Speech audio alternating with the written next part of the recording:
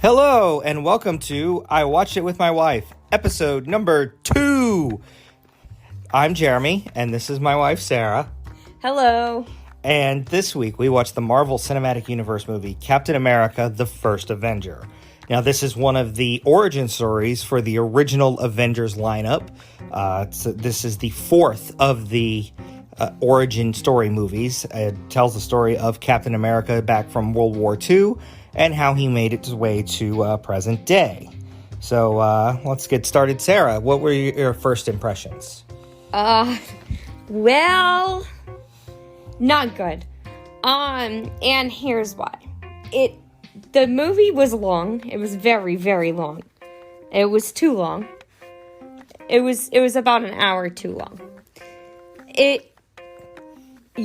Yeah, it was. There was so many things that they did not need in that movie that were in there. Please don't shake your head at me. Well, I mean, it was a 2-hour movie, so... It was too long. I don't disagree that it was too long, but there's no way that a 2-hour movie is an hour too long. It's an hour too long for me.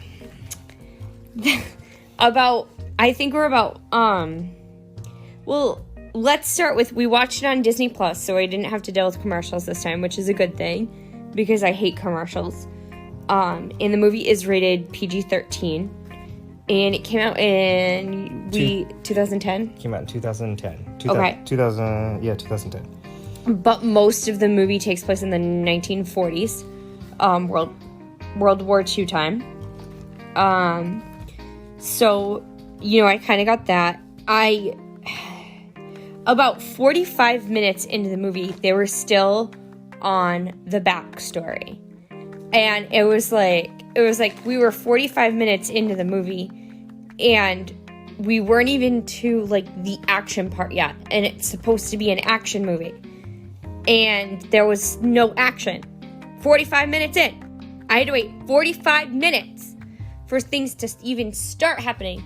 But then, after that 45 minutes, things still didn't happen. That's why it was too long.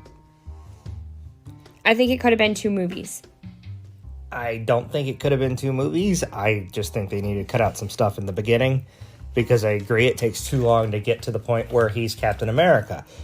They did far too much.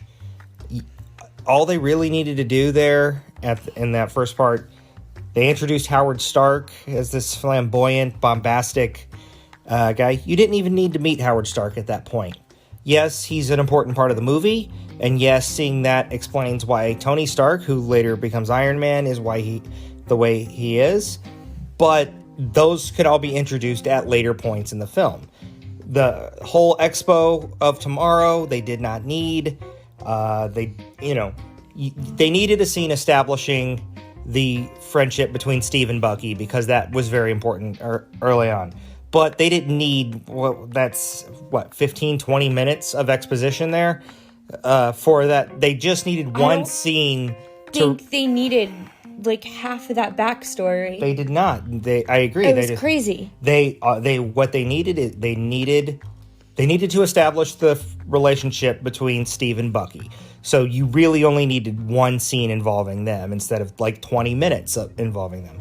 And then what you needed in the basic training is showing that while he was scrawny and behind on stuff, that he was smart. So you needed the flagpole scene, and that he was brave. So you needed the grenade scene, because the whole point of the super serum is it enhances your abilities. And that's what is the Captain America is known for. He's known for being, yes, he's a super soldier, but he's super smart and super brave. So you needed to establish those qualities, but you're talking 3 scenes and out of the first 45 minutes is all that's necessary. Yeah, you didn't really need the, in the beginning where he was getting beat up by the other guy. I mean, that definitely wasn't necessary. I think they spent way too much time on that. I think they spent way too much time on, like you said, the military, the training. They spent way too much time on him being denied getting in the military. It was... These are things that could have been taken care of in a montage. Or just not have it, or make it 2 different movies. They really could have done that. No, they really Yes, couldn't they have. could. No, they really couldn't have. Yes, they could have. No. They could have ended it when he got the people, and then part 2 was when he got after the bad guy. Again, I've explained this to you, they are setting up their Avengers thing. They have to end this movie where he captures Red Skull. So they can't have ended any earlier than they did. But he didn't capture Red Skull. Fair point. He didn't. The Tesseract captures Red Skull. Yeah, the guy captures himself. It's a whole other... But that is where they end, when he puts the plane down in the ice. That's where they have to end it, so to get him to present day. So this can't be 2 movies, because they only had time to put 1 movie in. So what they needed to do is get rid of a lot of the early stuff. Too much, like I said, too much focus at that expo on Howard Stark. Howard Stark's a great character in this movie, but you don't need to see him until they're actually giving Steve the super serum when he's working with the German scientist there. You get that scene, you convert Steve from the scrawny little kid into what becomes Captain America, and the scientist gets killed there. He has a reason to avenge. There, boom, First Avenger. You've summed up the subtitle right there. You could have done that within 10 to 15 minutes instead of 45. Yeah, they definitely could have shaved a lot out of that. It was a bit much. But on the second half of the movie, when they actually start the action scenes, So that was Howard great. 2. I wouldn't say it was great. It was okay. A lot of it was very predictable. As most action movies are. As it's an action movie, a superhero movie, you usually know how they're gonna go. Predictable does not mean bad. It doesn't necessarily mean bad. I agree with you on that. But sometimes, I don't know. I don't always think predictable is good either, though. It's not exclusive to bad, though. It just isn't always good. I'd like a little... That's where they could have made the movie longer and put more things in, and I wouldn't have minded it. If they did a shorter backstory, kept the movie 2 hours, and had, like, a little twist here and there in the action scenes, I probably would have liked it better. That were, like, a little less predictable. That, to me, is more interesting than the backstory. I already know, just by the title of this movie, that this guy is gonna become Captain America. I don't need to know every little thing that led to that moment, right, in the character's life.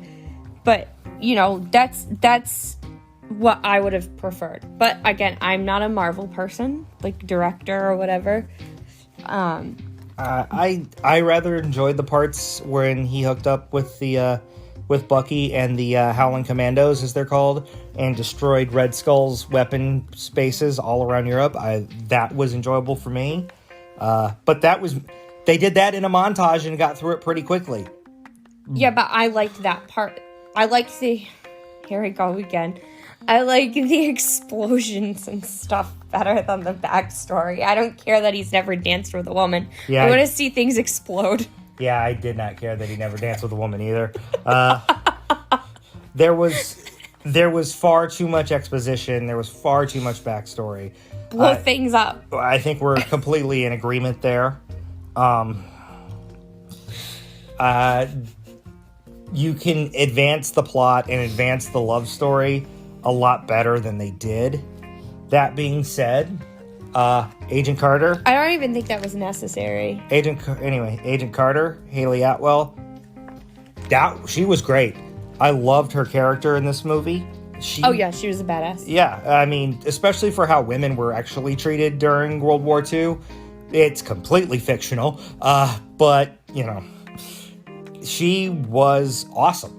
Jeremy and I love a badass woman in a movie. I think that's mutual, yes. Right? Yeah, that's something we can agree on. As long as she's written well. I don't want to marry Sue, badass woman. I want an actual badass like a woman. Cool badass woman. But I didn't think the love story line was necessary either. I don't know. I almost think it would have been better if they didn't bother with that and they just had him as friends. I know how the movie ended. I saw it. This spoiler alert. That actually becomes much more important by the time you get to Avengers Endgame. So that needs to be Okay, in there so now. I haven't gotten that far, but I didn't see much point for the love story, especially if he was going to be more in a future time or present time. Is it the present or the future? Well, it was the present when the movies came out. It's now a past. But it was the future when the movie was supposed to take place. Yes. Is it the present or the future? It's a Days of Future Past situation, I guess. I don't know. I'm confused. It's a period piece. You know, I do really enjoy World War II movies. So I enjoyed the World War aspect of it. And I loved... Tommy Lee Jones is in this film. He plays Captain America's commanding officer, basically. First with the basic training, and then overseas. He's awesome. I love when Tommy Lee Jones is in stuff because he portrays that grumpy, but with a heart of gold thing very well.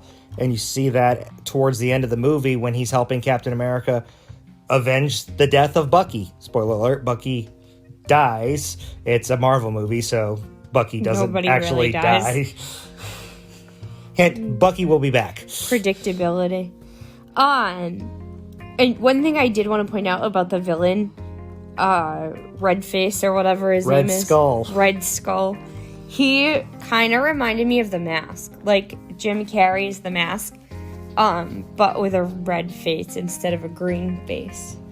A little bit like the shape, you know what I'm talking about? You can see what I mean by that. Especially when he rips off his human skin to reveal the red So a little skull. bit of that reminded me of The Mask. And then there's another villain, and I still can't think of it. Not that The Mask... Oh, it's a whole other story, but we're going to get a little bit off topic on this for a moment. But The Mask, like Jim Carrey's The Mask was a villain and a superhero at the same time, if you know what I mean. He did bad things and he did good things. Mm-hmm. Not saying this Red Skull guy was anything good at all. He was a Nazi. Nazis are bad, no matter what. He was so bad he made the Nazis look tame. he was like a badder Nazi, like a worse Nazi, which is hard to be. But it's fictional. So anyway, He, I can't think of the other villain that he reminded me of, the character, but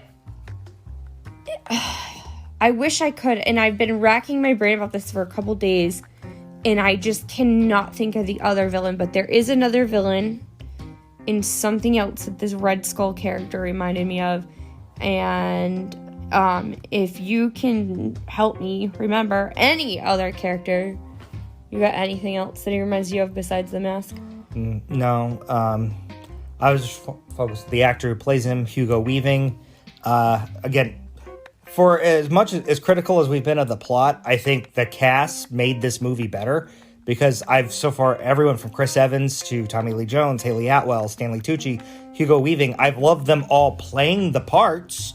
I just don't necessarily like how the movie went. Oh, yeah, no, I don't have anything against the character. Again, the acting was fine. There was nothing nothing about that. It was the backstory. Hugo Weaving, for those of you listening, if you need to say, he was Agent Smith, the villain in The Matrix.